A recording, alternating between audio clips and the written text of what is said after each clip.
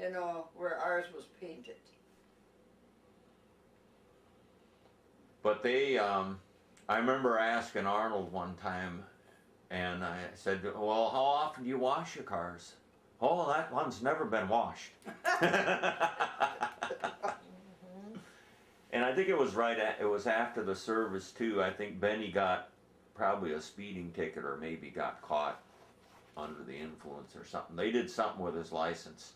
And I don't know if Arnold couldn't drive or whatever, but a couple times I went out there on my motorcycle and they'd say, hey, why don't you drive us into town? We'd go into Wyckoff and hang out and drink beers all afternoon. And then we'd go home, but the Wyckoff, How could that happen? Yeah. the Wyckoff cop was looking for him. Arnold could drive, he always did. But Benny was, when the two of them went, Benny drove the car. So after Benny lost his license, then of course Arnold drove all the rest of the time. Yeah.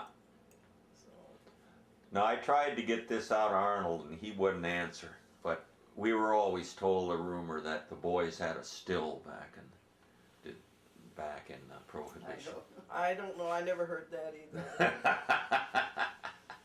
I don't know. I never heard that, so.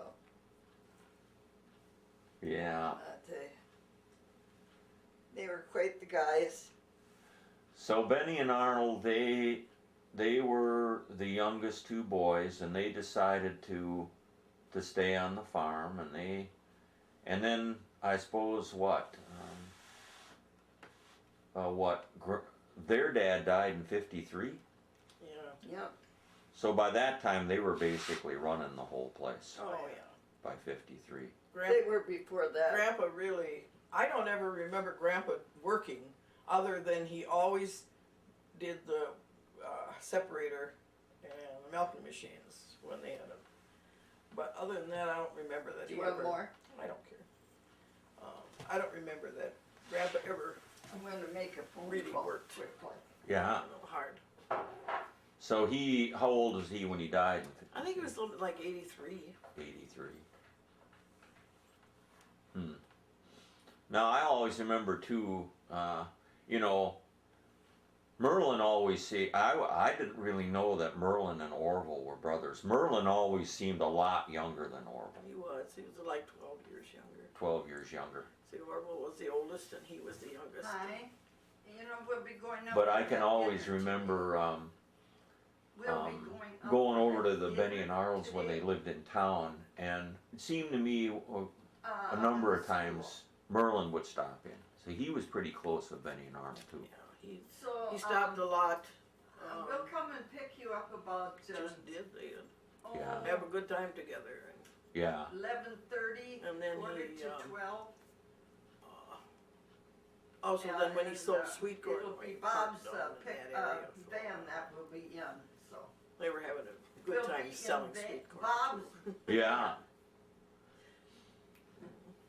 And will be in a then I remember V-A-N. also through high school and stuff, if you went out to Benny and Arnold's, they We'll weren't have milking by Bob's then. vehicle. But they'd have some cows down in the pasture, and they'd always say, don't go in with those cows, they're wild.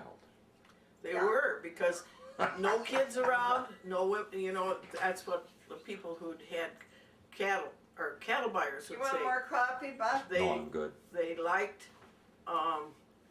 they would buy cattle where women and children were around, because the cattle were much more settled down. But for like Benny and Arnold, where there was no women, no kids, and their cattle was wild. They were. So Benny and Arnold would just somebody would deliver those cows or whatever, or they'd have calves, and they would just keep them in the corral. They And, took care of them yeah, and everything, but it was just that. But it was a cattle buyer who told me this, and he was talking about Benny and Arnold's cattle at the time. really. In the Lanesboro sales barn. And he said, wherever there were women and children, the cattle were much easier to handle, much quieter than like these guys that were just bachelors and no kids, no women around. Well, speaking of women and children, now Benny, I remember one time, must have been the 60s, some lady came, and I don't know, or anyway, he got all dressed up. I think he had a suit on, and he took her out, and I remember seeing him open the door for her. So who was this lady? Luella Lee, and she came from South Dakota. And that was Leon Thorson's sister. Ah. And I think they were probably an item when they lived in Minnesota, when her parents lived in Minnesota. But they farmed, well, just like Leon did. He was here in the winter, and then he went to South Dakota, and they farmed their wheat farms and so on. Oh, really? And anyway, then Luella met this guy, and she married him, and so on. But after he died, then she started coming back here again. But, so Leon Thorson, he just lived kind of across the road from Benny and Arnold. Yeah. So did she grow up in that place? Yeah. So they were, it's like Grandma both and Mary. This was after Bev was on the scene. I remember we went down and we were talking to her, and we said, so how did you and Grandpa both ever meet? Well, he was on the farm down the road. Yeah. See, they didn't travel very far to get their spouses.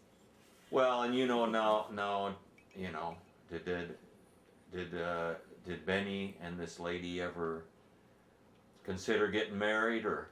I'm sure not afterwards. No, but I mean, or before, or were they that just? I don't know. But I think if I remember right, she graduated here from Chatfield. Luella did, so she was that age anyway. But then she also, I think she went on to, to South Dakota. She taught school in South Dakota.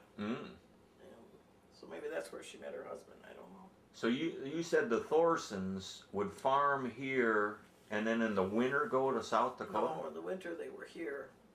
The summers they went to South Dakota. They'd have their wheat. Oh. And they maybe did that. I don't know. Maybe they planted it in the fall for the winter wheat. I don't know exactly, but they went between the two states anyway. Yeah, I remember. And they were at Millet, South Dakota. That's where they, Well, like Dwayne Agee, evidently. I mean, they had a farm. in North Dakota. They had one there, and then they had one, I don't know, it was probably, I guess they got rid of it sometime in the 30s or 40s, but it was around Dad's old farm. They had one, and Trigby said that one of his great-grandfathers in the Civil War, a bunch of them went to Wisconsin so they could serve under this Norwegian colonel. And they went and fought in the war, and when they came back, this was part of Veterans Benefits, that place. And I'm trying to remember, I know I've been there before. Dad, I think, remembered where it was. This was probably 4 or 5 years ago. And you know, of course, and then Trigby told me later that it was sold a long time ago. But yeah, you know, the Aggies, I guess that's where they made a lot of their money, is from all that wheat up there. And that reminds me, now is it the Journal or is it the other one that this lady from the History Center writes about the cemeteries? But she also wrote about Aggies, because she wrote about the Pilot Mound Cemetery. Ah.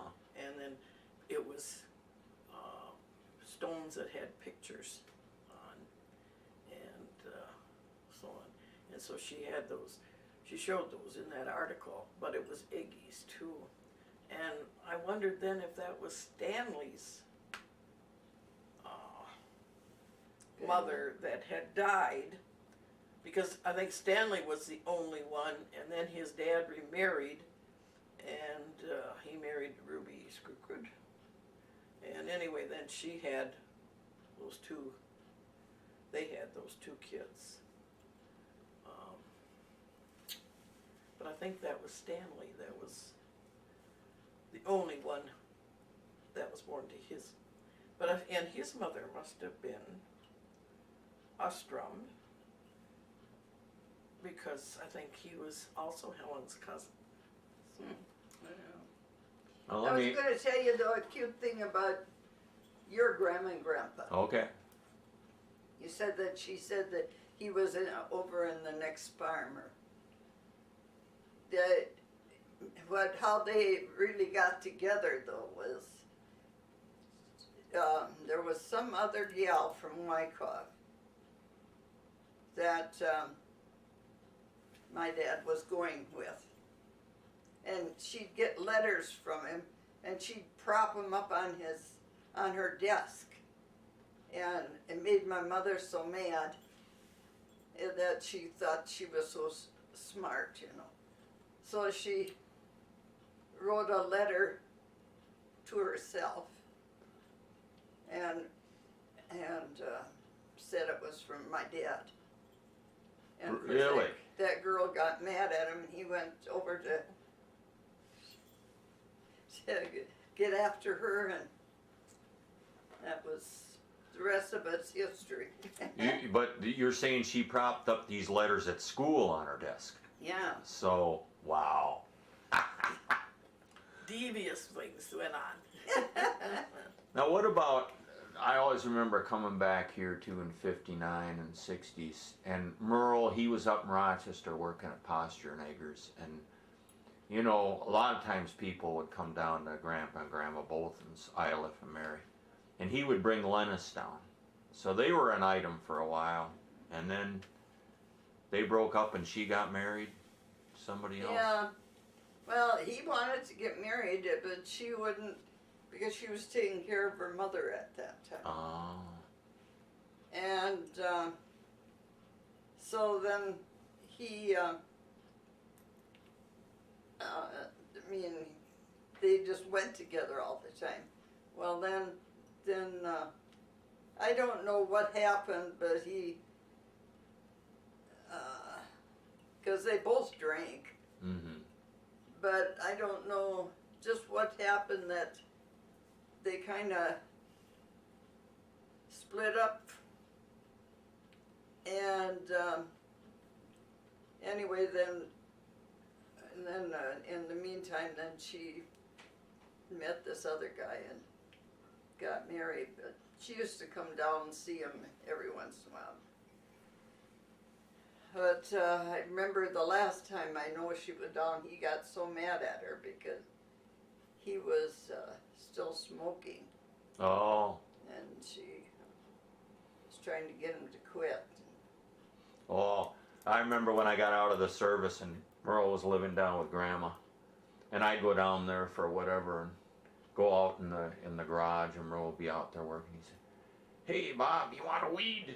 And he'd give me a cigarette. No, I don't do that. But I remember one night when I was home on leave in '74, and I came back and I bought a 427 Chevy up in Rochester. I was going to take it back to California. But I was cruising downtown one night, and I parked in front of the liquor store, and here comes Merle and Irvin. And they had had a few, but they're coming over and looking at the car, and oh yeah, looks like a good one. So we went out cruising, and I let those guys drive it, and you know, it was a pretty hot car for those days. And I remember one time back in the 60s, early 60s, we were at some Bolton family picnic, and Merle had a Buick, and he put Books and Dave and me and I think Donnie, Wayne, and Denny, and all we little guys, we were sitting there in the back seat and a couple in the front. And he took us out, and he got that thing up, and had a horizontal speedometer, and it was going 80, 90, 95. Oh. We took it over 100, and we guys were really impressed. You know, I always thought we had a lot of I'm glad good. you were alive to be impressed. Well, I always thought we had a lot of good relatives. I mean, all of the Screwcroots are good relatives too. The Boltons, they were always having a good time. I mean, they were always telling jokes. All the uncles are real nice. I mean, you know, Elroy, he used to help me out, lent me his pickup. Orvis is an honorary Bolton. Well, hey, I got 59 minutes and 11 seconds, so this is a 60-minute tape. So We're done. thank you very much, and we'll make this into an epic document and give you a copy. Okay, good. Of a rock in the That Persian one looks Gulf older War. than the ones. He retired from the U.S. Army in 1992 as a 4-star general. Now there's a cool. Why do we have that in there? I don't know. It says famous Lutherans. Ah, Luther's life. Luther said, when one asked, where was God before heaven was created? St. Augustine answered, God was in himself. When another asked me the same question, I said God was building hell for such idle, presumptuous, fluttering, and inquisitive spirits as you. Here's Heidi playing in the cat mess. I love that.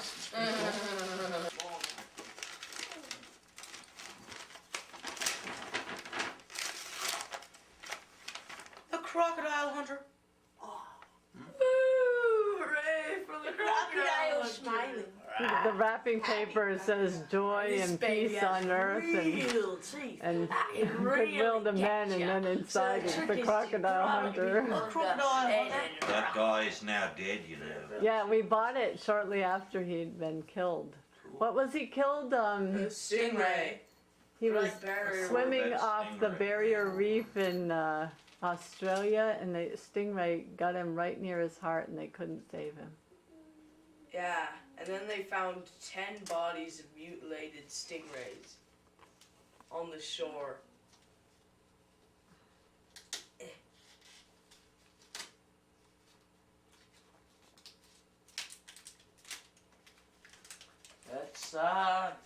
Let's He's using the Breckenridge method for Who's, opening.